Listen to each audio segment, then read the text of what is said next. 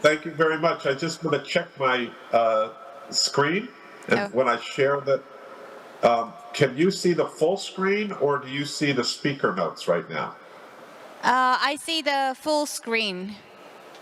Fantastic. Okay.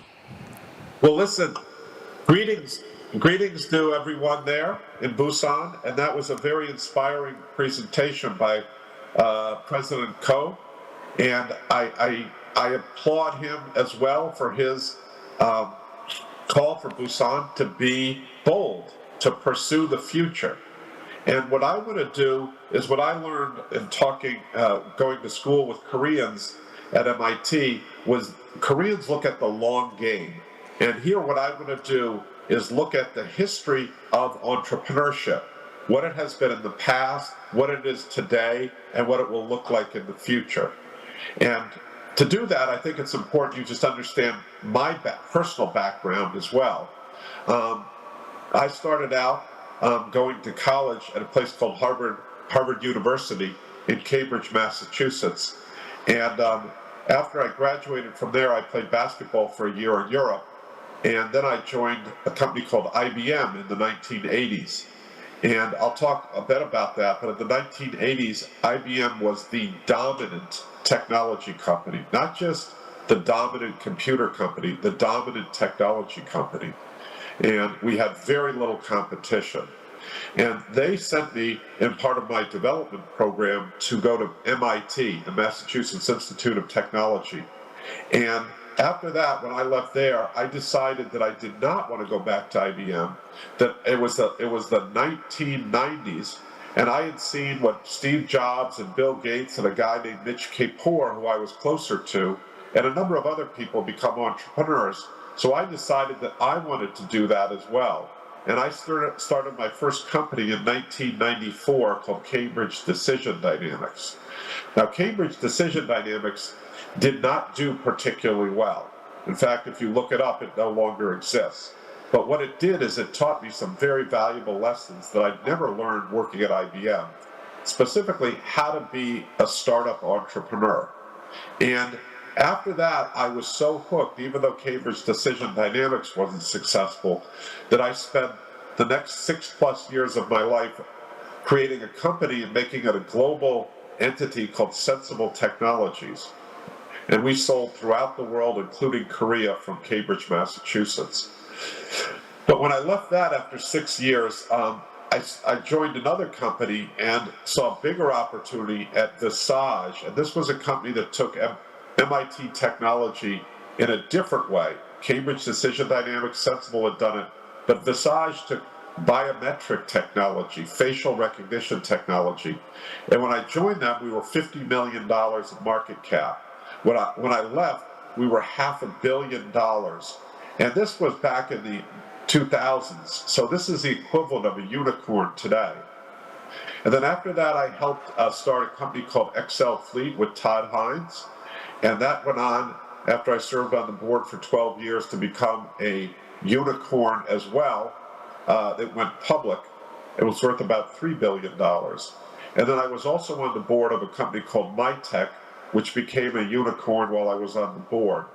So I've had multiple experiences directly helping to create unicorns.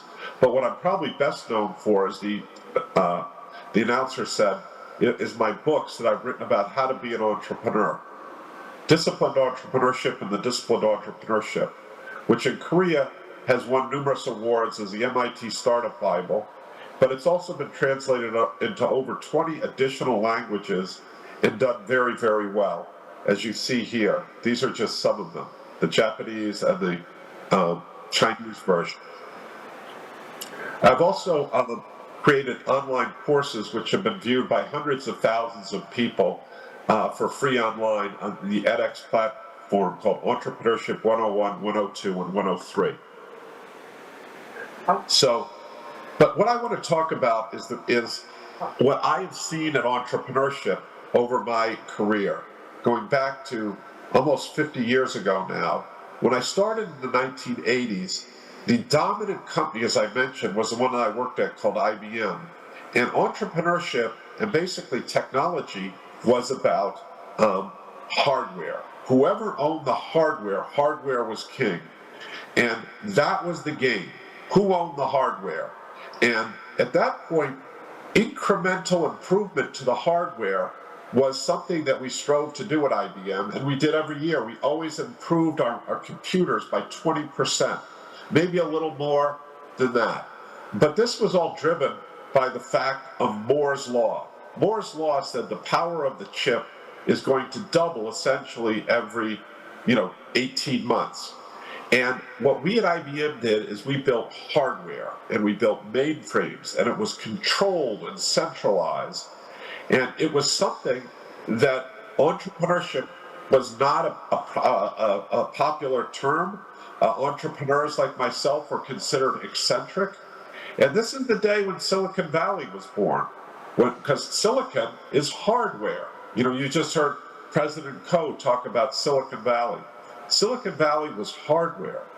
But ironically, we continue referencing silicon today, and it's not relevant because most of what entrepreneurship is has nothing to do with hardware, as I'm going to show you.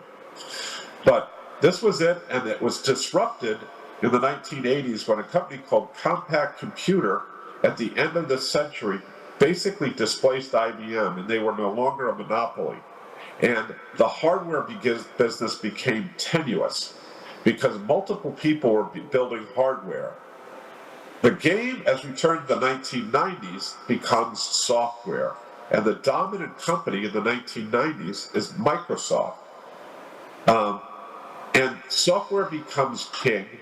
And then disruption is really starting to happen. This company called IBM, which nobody ever thought could be taken down, is actually taken down by Microsoft, and Microsoft becomes a more valuable, more profitable, more admired company. And it moves away from the mainframe to personal computers. And you start to see personal computers being connected together, and the whole nature of this command and control kind of gets broken. And technology becomes democratized. And Apple is a very big component of that by showing it's not going to be controlled by IBM. At this point, we see the effects of Moore's Law, since they're not being controlled, since they're being spread out, they're accelerating, and it's actually having dramatic changes on our environment. And we see that entrepreneurship, while it might have started with connecting to R&D places where there was a lot of research and development money spent, entrepreneurship is starting to become quite well accepted, and it's become regional between the West Coast of the United States and the East Coast, particularly Boston and Silicon Valley. And in this era, if there was someone who was an entrepreneur and you were in Boston, you basically met them. Or if you were in Silicon Valley, you met them. Everybody passed through those regions. The kind of poster child for this in the 1990s was Bill Gates announcing Windows 95. At this point, it's the middle of the century, and Microsoft has just taken over the world. It seems like no one will knock them off their pedestal. They're to be unassailable, just like IBM had appeared in the 1980s. IBM is now an afterthought. Microsoft is the king, and software is what everybody's talking about.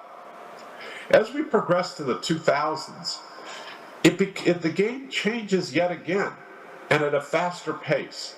The internet and connectivity becomes preeminent. Standalone workstations are going the way of the dodo bird or dinosaurs. And at this point, kind of in a symbolic move, Google literally replaces Silicon Graphics. This preeminent, respected hardware company just moves them out and shows that the game is no longer just hardware. It's not hardware, it's not software, it's connectivity, and that's what Google represents.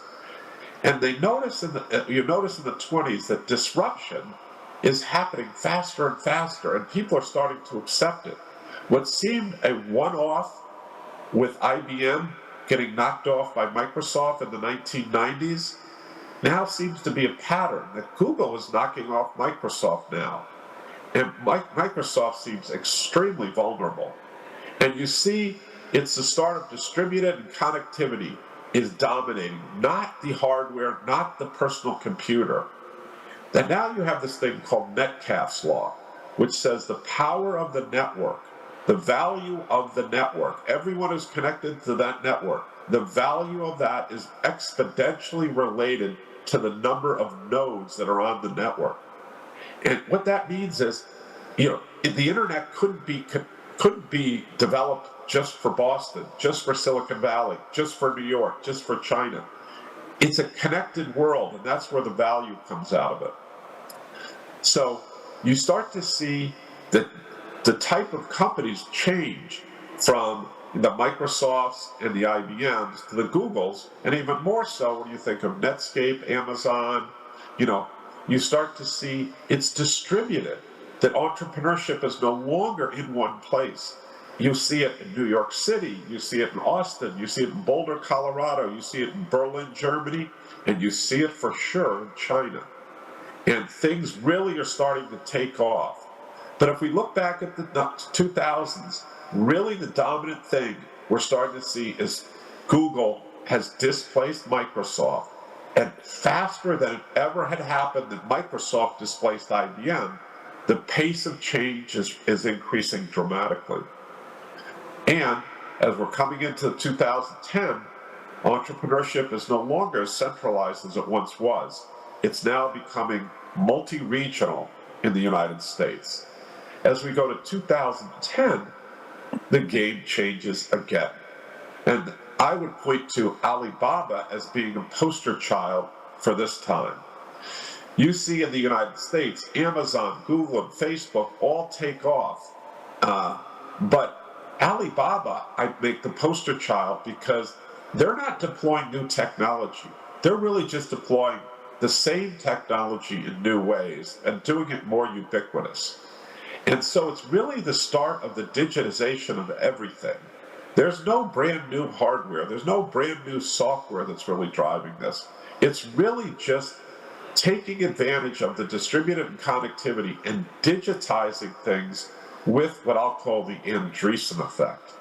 The Andreessen effect, it comes from Mark Andreessen, the famous US venture capitalist, who said, software is going to eat everything.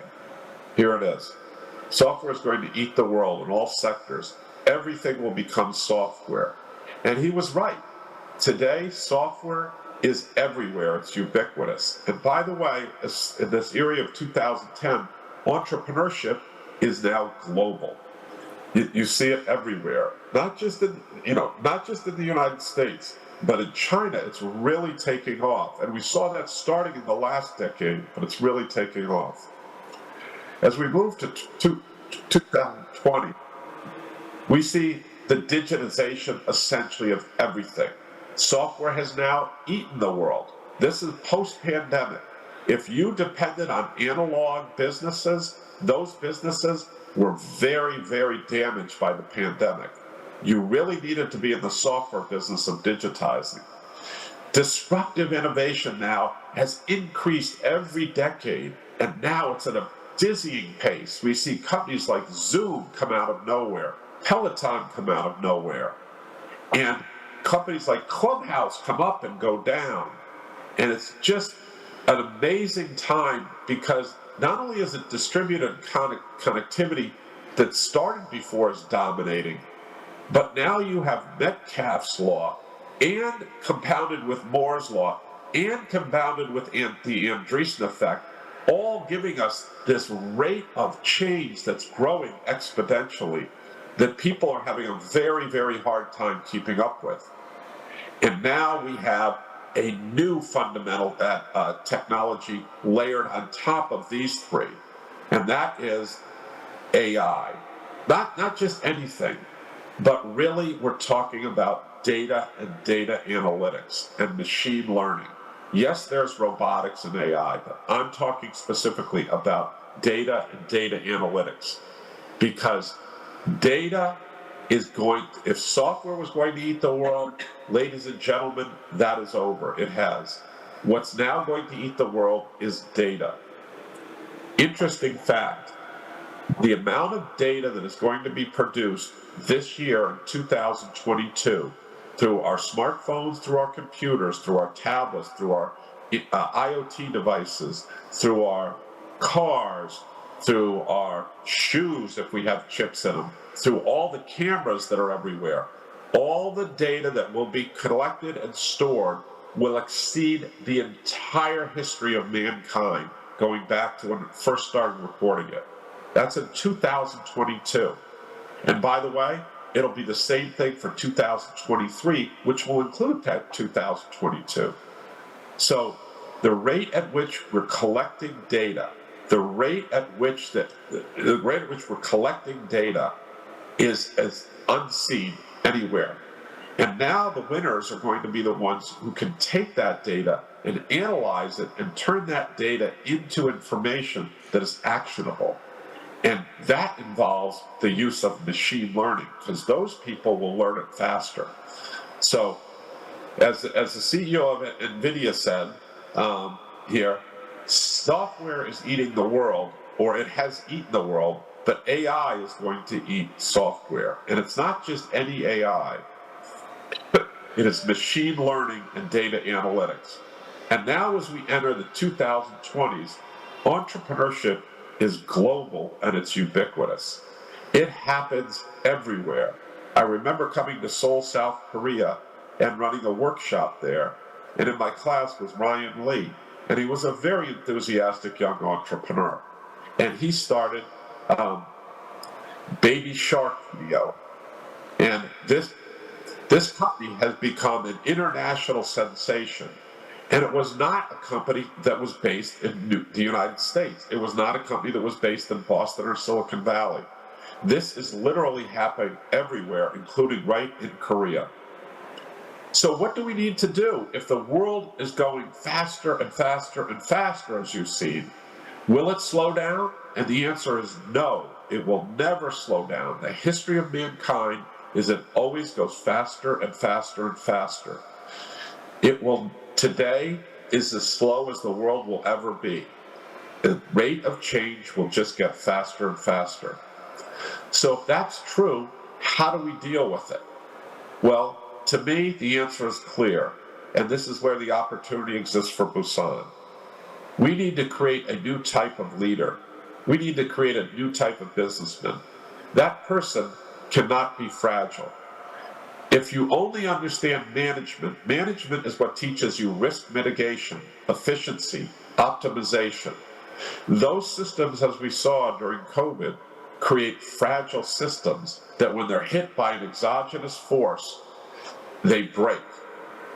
Well, then you say, well, we want organizations, we want managers, we want employees that are robust, that they just march through and fight through change, because change is going to happen. Adversity is going to happen, as we saw. If you think this is the last pandemic, if you think that climate change is going to slow down, if you think that other problems and challenges that we have, technology, it has never worked that way. I've just shown you the history. It's only going to go faster. So should people just ignore change and just march forward? The answer is no. We certainly don't want fragile organizations or fragile managers. We don't even want robust managers. What we want are anti-fragile managers, teams, organizations. These are people who embrace change.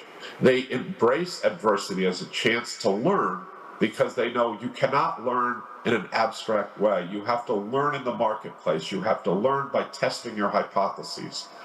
So as we look at entrepreneurship, we see that entrepreneurship has evolved from that early R&D stage to kind of pulling things together to come up with software in a very cost-effective way, to move forward, to start to modify business models. Today, it's about entrepreneurship is a mindset, skill set, and a way of operating that allows you to not just survive change, but to thrive in change.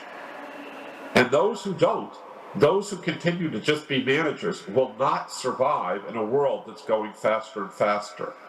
Who are the people who are going to lead going forward? What are the regions that are going to lead? They're going to be the ones that embrace anti-fragility. And those are the ones who can do management, but they can also do anti-fragile entrepreneurial behavior. And what do we mean by that? These are what we call ambidextrous leaders. So what do we mean by that? We mean, first of all, you have to have the spirit. You have to be willing to be different. We talk about if all the fish are swimming this way, are you willing to swim that way and be different?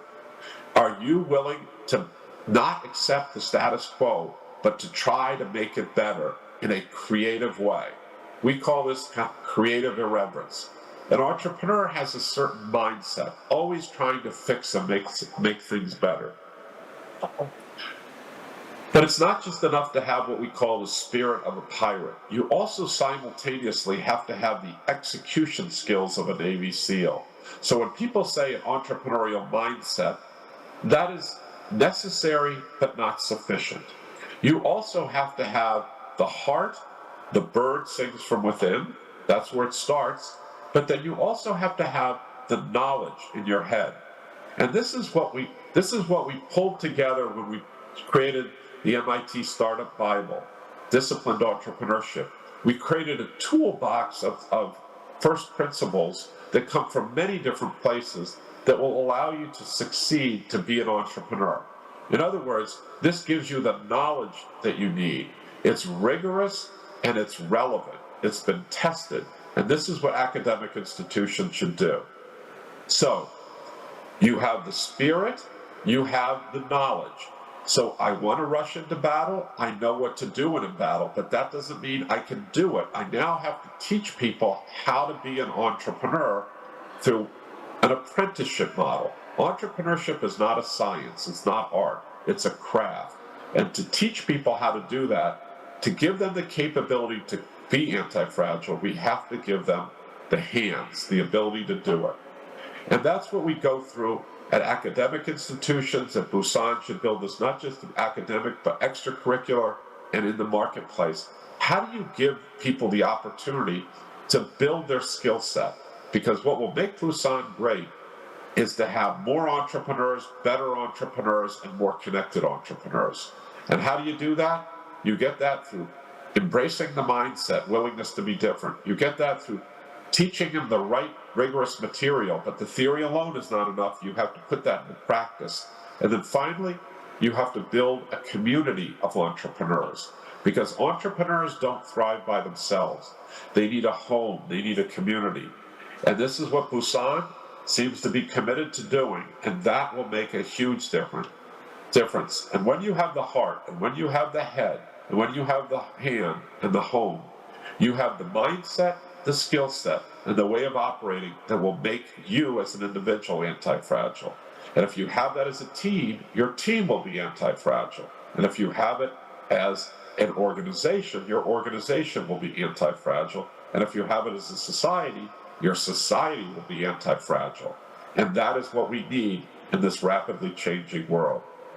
So, in summary, let me say the future of innovation-driven entrepreneurship, which Busan is striving boldly for, is what I say 3D.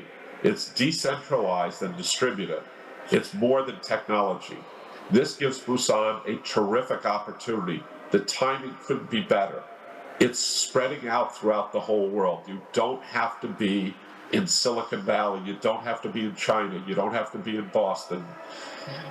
Second part is the underlying technology is creating a disruption. The big story for the next decade is going to be data analytics, and machine learning.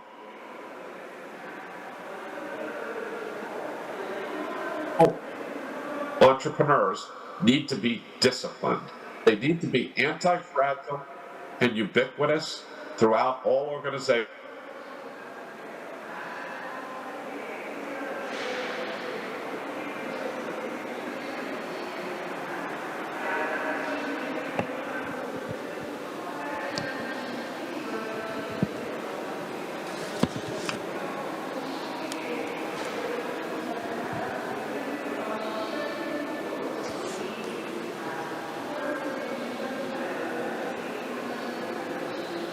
네, 지금 인터넷 연결에 약간 문제가 있는 것 같아요. We have some technical glitch in internet connection. Sorry about that. Do we have the connection? No. It's so unfortunate that we can't continue the presentation, and we've Connection. Okay, you're Where back did you on. lose connection? Oh, you're back on, so you can get started. Where did you lose me? What slide? 몇 번째 저희 슬라이드에서 멈췄죠?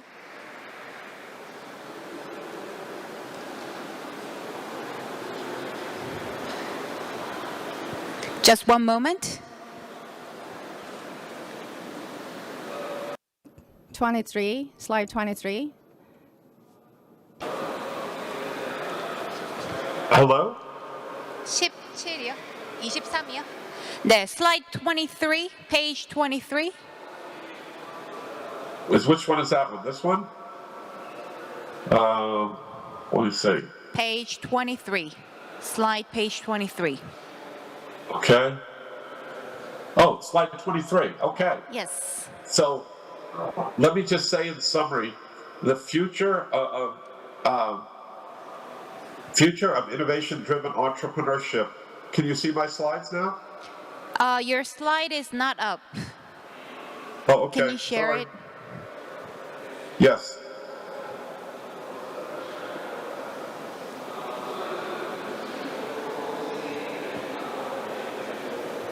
Sorry, everybody. No problem. So the future of innovation-driven entrepreneurship going forward, which is what you should be most concerned about, is what I'll say is 3D. First of all, it's decentralized, it's distributed. It's much more than having to be R&D and technology and hardware. That's good news, because that means that it does not have to be in the United States. It does not have to be in China. It can be in Busan, and you can thrive on it. That can be a big advantage. The second thing is the timing is great because data analytics and machine learning is the biggest technological disruptor going right now. And that is something where you have a window to jump in and be on a level playing field with everybody else. And the last part of this is where Koreans have thrived is the future of entrepreneurship is not, as it's looked in the past. It is discipline, it is engineering approach, it's systematic. This anti-fragility that we're talking about, it needs to be ubiquitous, not just in individuals and startups, but also in bigger companies, in government, in nonprofits, in academic institutions. And this mindset of loving the adventure and the mission is something that is being adopted by young people everywhere. I heard it from the last speaker. The skill set, it seems to be something that Koreans can embrace, discipline, and you've seen it with the success of the MIT Startup Bible. Systematic, rigorous, yet relevant. And last is a way of operating, a community-based way of operating, where you're working in a community so that you don't have to control everything, that you're working with resources beyond your control. For these three reasons, the 3 Ds, I consider Busan to be in an excellent place going forward to thrive in this new world of entrepreneurship. Hopefully you felt inspired by this and you have some questions. So with that, I'll turn it over to questions. Thank you very much. 네, 감사합니다. Thank you very much for the presentation, and sorry again for the technical glitch. And